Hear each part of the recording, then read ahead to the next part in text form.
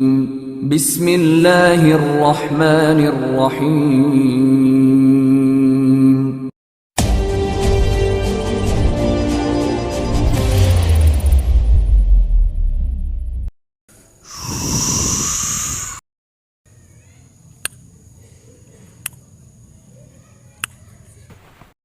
السلام علیکم ورحمۃ اللہ وبرکاتہ۔ حمدا ومصلیا اما بعد فاعوذ باللہ من الشیطان الرجیم۔ بسم اللہ الرحمن الرحیم۔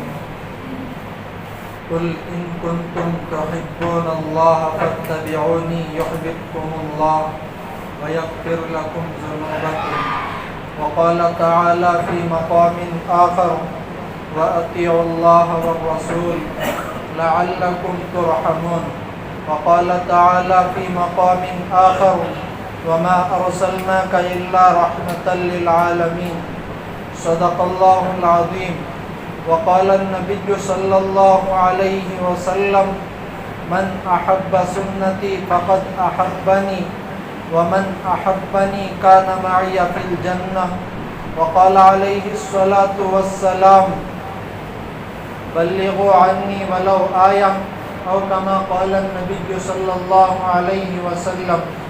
اللهم صل على محمد وعلى آل محمد كما صليت على إبراهيم وعلى آل إبراهيم إنك حميد مجيد۔ اللهم بارك على محمد وعلى آل محمد كما باركت على إبراهيم وعلى آل إبراهيم إنك حميد مجيد۔ محترم سامعین، برادران عزیز، سیرت النبی صلی اللہ علیہ وسلم کے تعلق سے کچھ ضروری باتیں عرض کرنی ہے۔ پہلی بات یہ ہے، اللہ کے نبی صلی اللہ علیہ وسلم دنیا کے اندر جو آئے، یعنی آپ صلی اللہ علیہ وسلم کی دنیا میں جو آمد ہوئی تو ربیع الاول کے مہینے میں ہوئی۔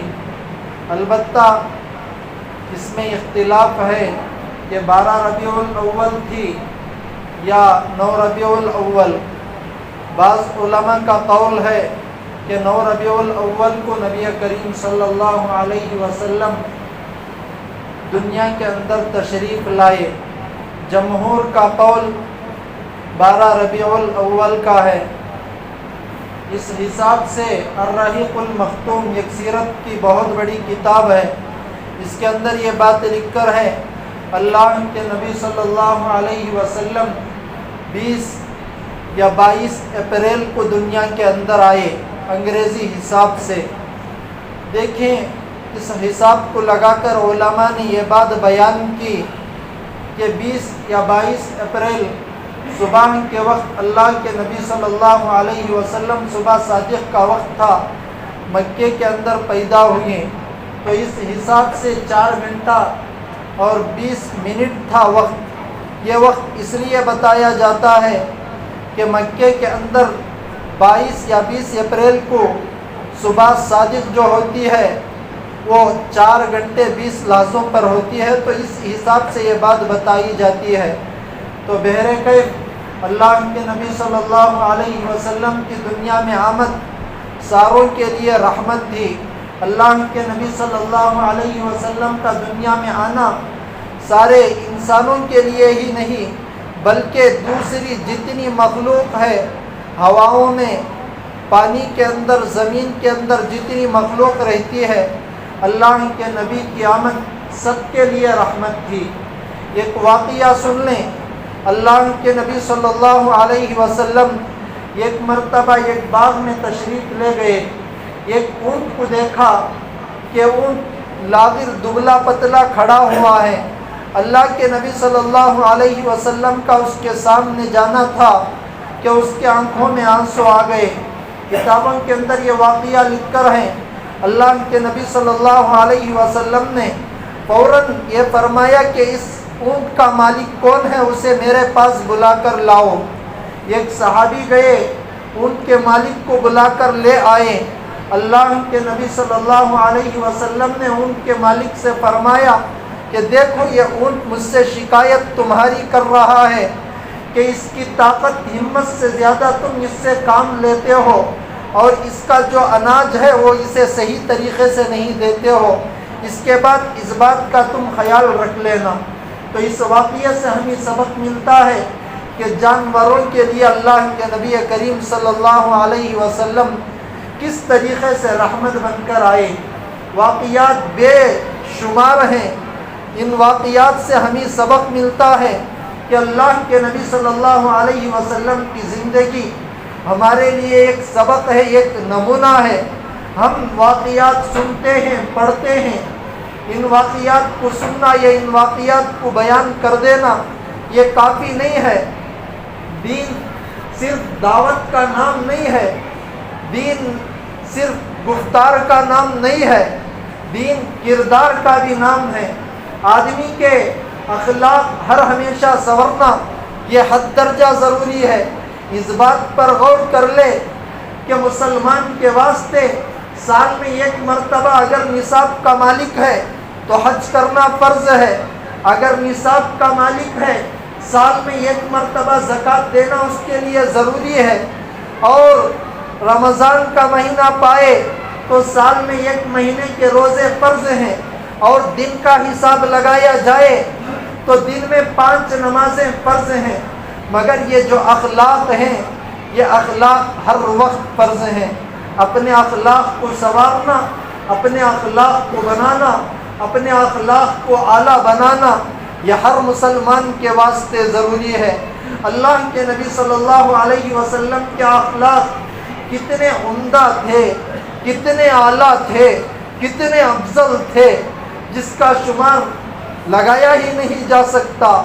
غور کر لیں، اللہ کے نبی صلی اللہ علیہ وسلم کی لاڈلی بیوی امی عائشہ صدیقہ رضی اللہ تعالی عنہا ایک مرتبہ ایک باندی جن کا نام بریرہ تھا ان کو آزاد کر دیا۔ اب بریرہ کا نکاح مغیث رضی اللہ تعالیٰ عنہ سے ہوا تھا۔ یہ مغیث رضی اللہ عنہ خوبصورتی کے اعتبار سے تھوڑا کم تھے۔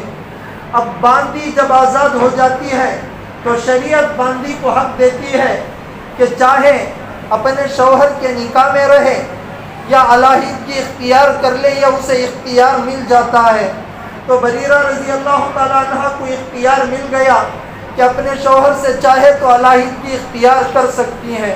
بریرہ نے اپنے خیال کے مطابق علیحدگی اختیار کر لی۔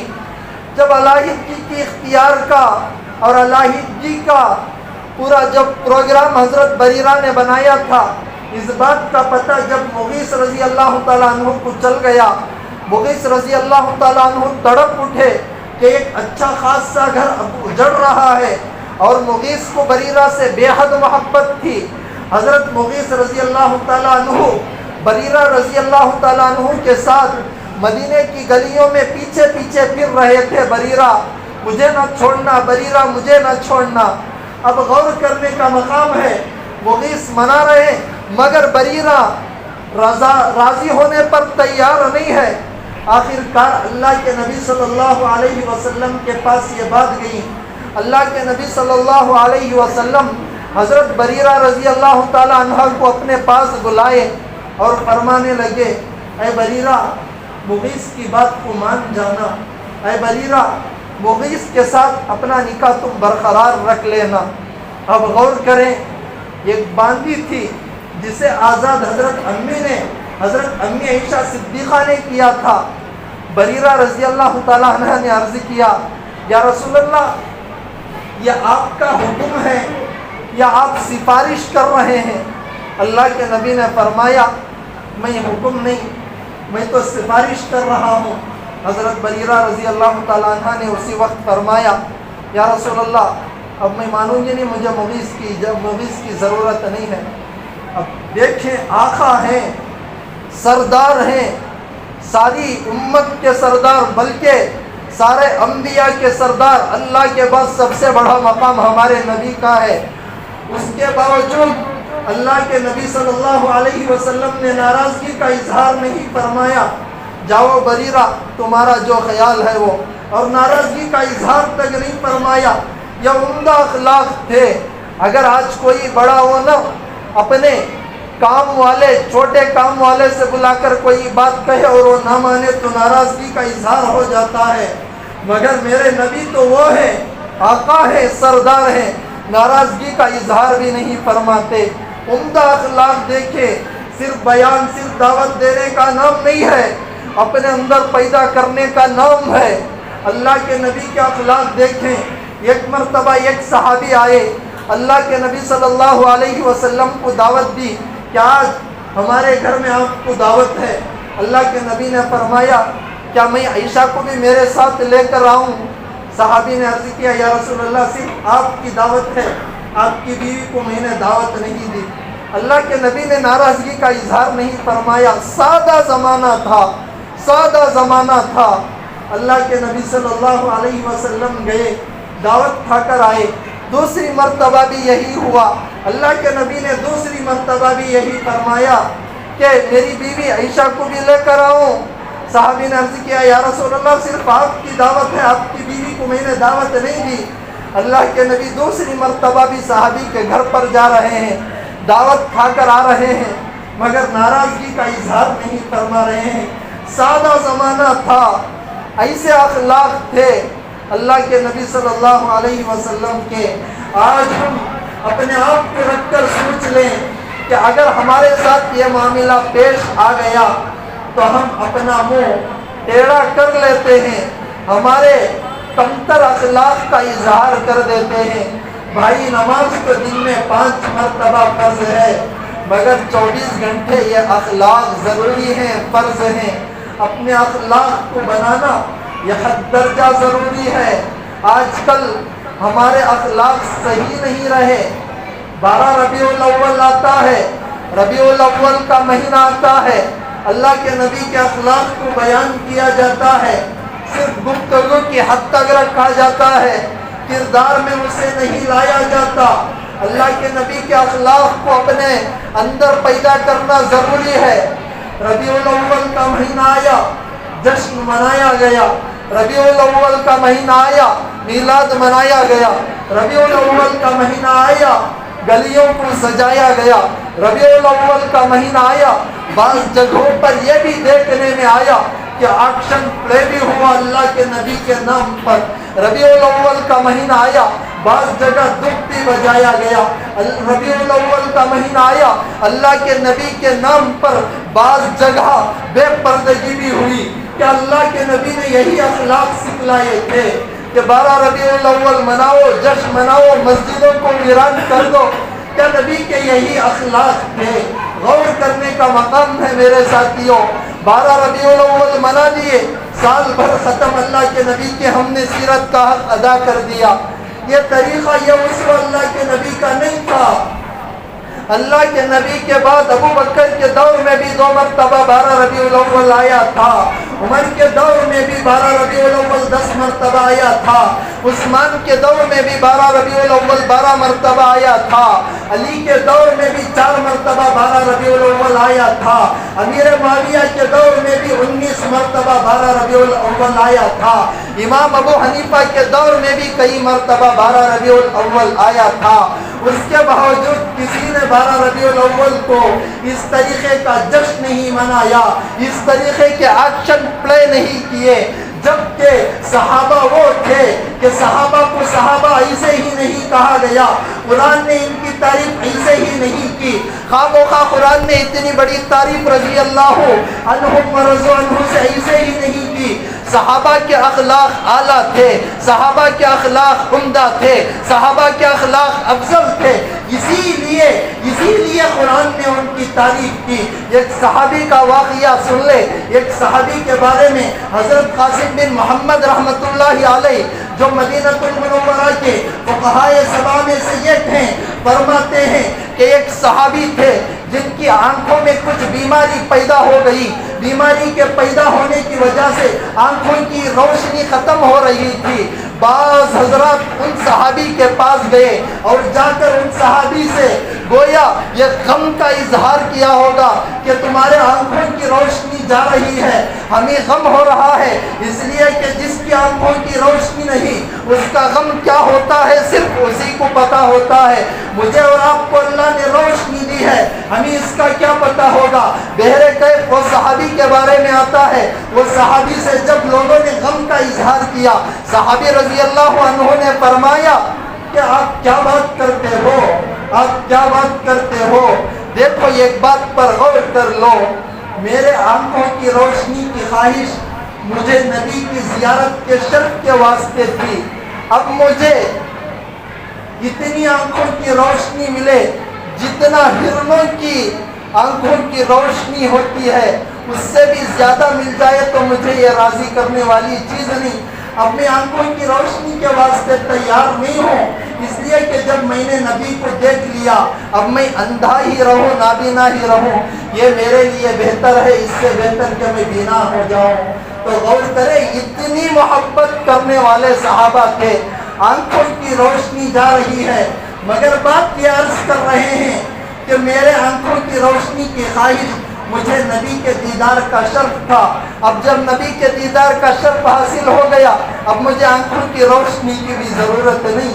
اتنا محبت کرنے والوں کو میلاد کا پتہ نہیں تھا، اتنی محبت کرنے والوں کو یہ جشن کا پتہ نہیں تھا، اتنی محبت کرنے والوں کو یہ ایکشن پلے کا پتہ نہیں تھا، اتنی محبت کرنے والوں کو کیا حضور کی محبت میں میلاد منانے کا طریقہ نہیں آتا تھا۔ غور کر لے میرے ساتھی، بات کو رکھ کر سوچیں، ہم نے گلیوں کو سجایا، مسجدوں کو ویران کیا، جبکہ نبی فرماتے قرۃ عینی فی الصلاۃ، میری آنکھوں کی ٹھنڈک نماز میں ہے۔ جب نبی کا یہ اعلان ہو رہا ہے ہم مسجدوں کو ویران کر رہے ہیں، میلاد کے ذریعے سے کیا نبی کی آنکھوں کو ٹھنڈک اور نبی کے دل کو سکون پہنچ جائے گا؟ اس بات کو رکھ کر غور کر لیں، ہم نے دنیا کے ماحول کو اپنا ماحول بنا دیا، دنیا میں جو ہمیں پسند آیا اسی کو ہم نے دین کا ایک حصہ بنا دیا۔ یہ دین کا حصہ نہیں ہوتا، دین کا جو حصہ ہوتا ہے اسے حصہ سمجھیں، نبی سے جو بات ثابت ہے اس بات کو منائیں، اور جو بات نبی سے ثابت نہیں ہے اس بات کو اٹھا کر پھینک دے۔ صحابہ سے زیادہ محبت کرنے والے نبی سے اور کوئی نہیں تھے، ہم بھی محبت کرتے ہیں مگر صحابہ اتنا محبت کرنا یہ ہمارے بس کی بات نہیں ہے، اس لیے صحابہ سے جو بات ثابت ہے اس بات کو رکھ کر یہ ارادہ کر لیں کہ اس کے بعد غلط طریقے پر نہیں چلیں گے۔ ہم نے گلیوں کو سجایا، ہم نے ماحول کو بگاڑا، جس کی وجہ سے آج حالات آئے۔ ہم غور کر رہے ہیں کہ ہندوستان کے اندر بڑے بڑے مدارس کو نشانہ بنایا گیا، بڑی بڑی جماعتوں کو نشانہ بنایا گیا، بڑی بڑی تنظیموں کو نشانہ بنایا گیا، بڑے بڑے اداروں کو نشانہ بنایا گیا۔ آج بھی ہم دین سے بے پرواہ ہو کر مسجدوں کو اب بھی خالی رکھ رہے ہیں۔ برے ماحول کا اثر دیکھیں کہ نماز کا وقت ہوتا ہے، مسجدیں ویران ہیں مگر اڈوں پر مجمع جمع ہوا ہے۔ اس کا وبال یہی ہے کہ آج حالات آ رہے ہیں۔ میرے ساتھیوں، حالات آنے کی سب سے بڑی وجہ میں سمجھتا ہوں، پہلی بات تو مسجدوں کا ویران کرنا ہے، اور دوسری بات یہ ہے کہ ماحول کا برا اثر ہمارے اندر یہ حالات پیدا کر رہا ہے۔ دیکھیں، ماحول کو صحیح بنائیں، چاہے بڑے ہوں کہ چاہے چھوٹے ہوں، بڑوں کے واسطے بھی صحیح ماحول کا ہونا ضروری، چھوٹوں کے واسطے بھی صحیح ماحول کا ہونا ضروری۔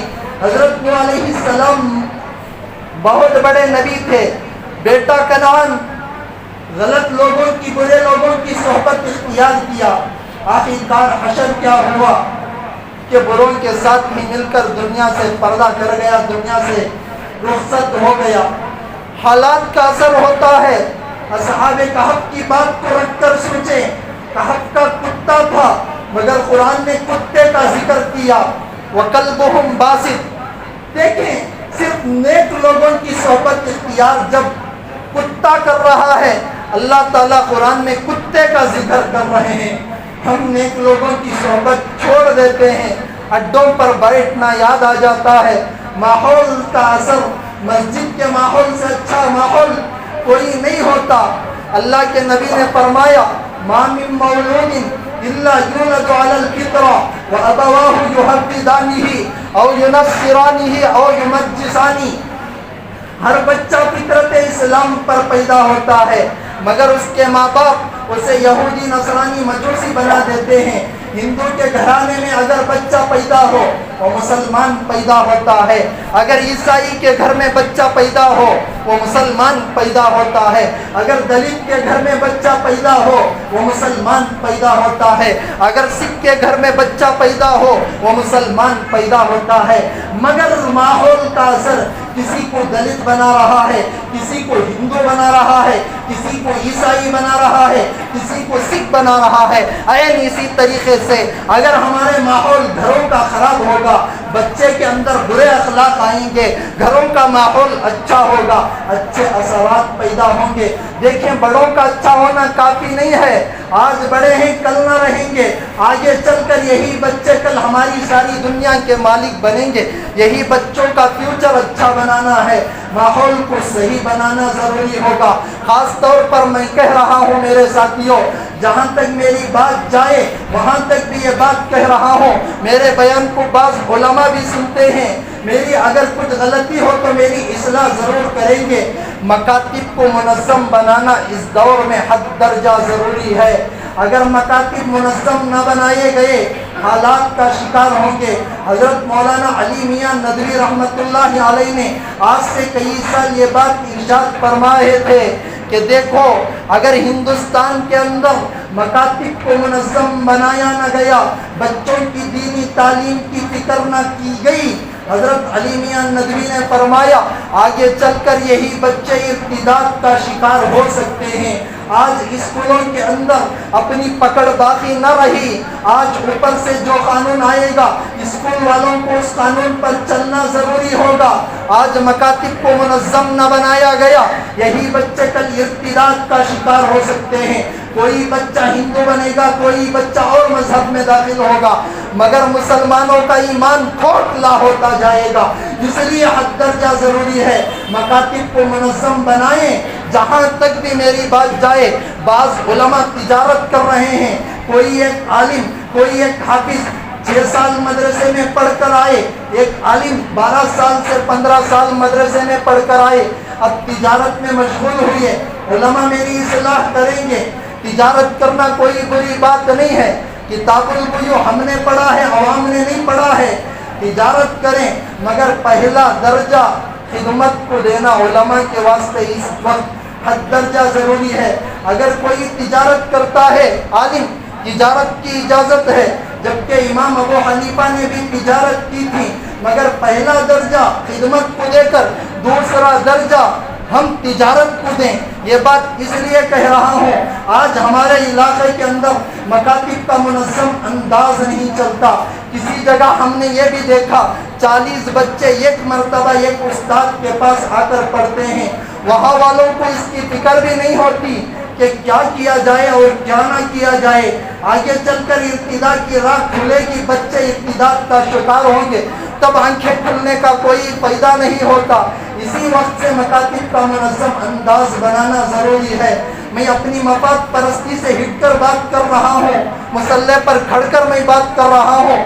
اپنی مفاد پرستی کو رکھ کر بات نہیں کر سکتا. یہ بات اس لیے عرض کر رہا ہوں, ہمارے اکابرین کا اصول ہے, کسی نے اسلامی اسباق کے طریقے سے مکاتب قائم کیے, کسی نے اسلامی تعلیمات کے ذریعے سے مکاتب قائم کیے, کسی نے دینیات کے ذریعے سے مکاتب قائم کیے, کسی نے نورانی قیدے کے ذریعے سے مکاتب قائم کیے, کسی نے ہردوئی کی شکل میں مکاتب قائم کیے, کوئی کیرلا کے مکتب کی شکل میں شافی حضرات کے مکتب کو لے کر, ان کے نصاب کو لے کر ہمارے مکاتب میں داخل کیا.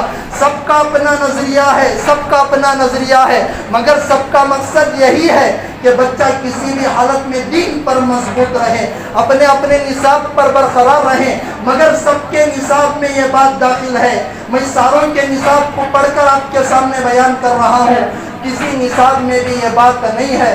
میں سامنے کھڑ کر کہہ رہا ہوں, اگر میری غلطی ہوگی میری علماء بھی اصلاح کریں گے, عوام بھی اصلاح کرے گی. کسی مکتب کے اندر کوئی بڑے عالم کی طرف سے یہ اجازت نہیں کہ 20 سے زائد بچوں کو یہ صف میں پڑھاؤ۔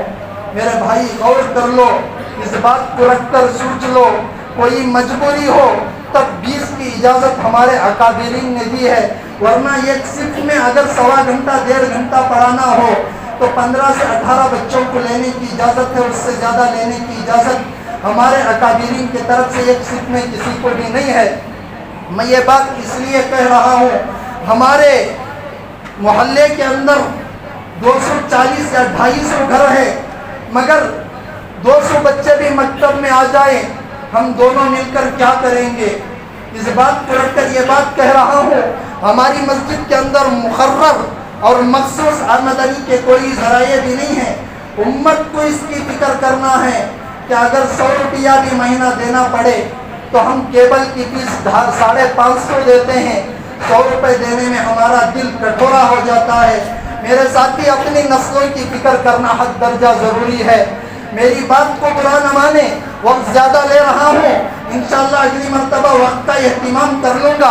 عنوان اڑ گیا اس لیے بیان کر رہا ہوں۔ ایک ہی مکتب کے اندر ہمیں قرآن بھی پڑھانا پڑتا ہے، دعاؤں بھی پڑھانا پڑتا ہے، احادیث کو یاد بھی کرانا پڑتا ہے، فرائض بھی یاد دلانا پڑتا ہے، اور عقائد بھی یاد دلانا پڑتا ہے، بڑوں کی تاریخ کو بتانا بھی پڑتا ہے۔ یہ سب چیزیں ہم زیادہ بچے رہیں گے، سبق ہی میں گزار دیں گے تو ہم کیا بچوں کو پڑھائیں گے؟ اس لیے امت فکر کرے۔ اپنے علاقے کی بات کر رہا ہوں، صرف مسجد کے حد تک نہیں، سارے علاقے کے اندر مکاتب کو منظم بنانا حد درجہ ضروری ہے۔ مکاتب کھوکھلے ہو گئے ہیں، مکاتب کھوکھلے ہو گئے ہیں۔ تجوید سے قرآن پڑھنا اس وقت بہت سارے بچوں کو نہیں آ رہا ہے، تو اس لیے جو ڈرس ہے، جو سفید لباس، جو کچھ بھی کرے، مگر مکاتب کو منظم انداز سے چلانے کی فکر صرف ذمہ دار حضرات کی، صرف علماء کرام کی ذمہ داری نہیں ہے، بلکہ عوام کی بھی ذمہ داری ہے۔